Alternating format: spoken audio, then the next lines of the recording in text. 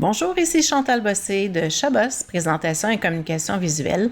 Aujourd'hui, j'ai le goût de vous partager un projet sur lequel j'ai collaboré avec la Société Alzheimer de Montréal à l'été 2016 pour leur tournoi de golf Hector Blake. Le mandat était de s'assurer d'avoir du visuel qui permettrait à l'animateur de la soirée de passer au travers les différents éléments qui devaient être présentés et bien entendu de pouvoir également mettre en valeur les commanditaires, les partenaires de l'événement.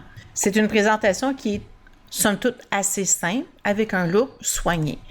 Si on regarde les diapositives de plus près, généralement, on privilégie les images, oui, de qualité et le plus grand possible pour permettre d'avoir accès à un meilleur impact auprès des gens dans l'auditoire et que ça soit très visible. Somme toute, rien de très complexe.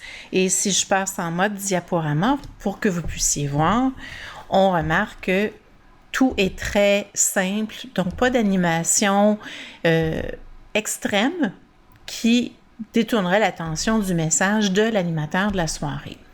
Donc, pour mettre en valeur les commanditaires de la soirée, j'avais mis en place un petit concept, la balle de golf en filigrane ici, qui permettait d'accéder à la boucle des partenaires commanditaires. Vous pouvez voir que c'est une vidéo qui boucle et qui va boucler jusqu'à l'arrêt par les techniciens de l'événement.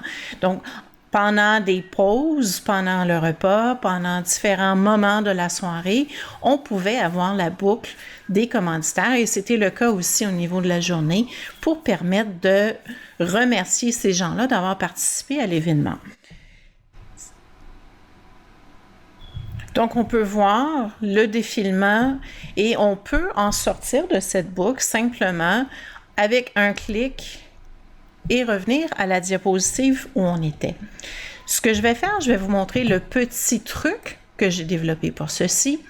Donc, la petite balle de golf en filigrane, tout simplement une image qui a été insérée, un cadre de dessin. Et avec les paramètres de format dessin, on peut le mettre en transparence. On fait un hyperlien vers la diapositive qui est ici. Et sur celle-ci, j'ai tout simplement créé la vidéo à partir d'un autre fichier PowerPoint.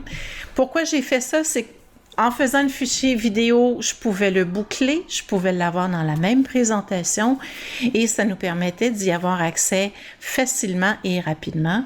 Et étant donné que je n'étais pas certaine de la version qui était pour être utilisée pendant l'événement, ça me permettait aussi de maintenir les animations particulières que j'ai utilisées pour faire cette boucle de commanditaires-là, cette boucle de partenaires-là. Peut-être deux petits trucs supplémentaires lorsque vous voulez utiliser cette façon de faire-là.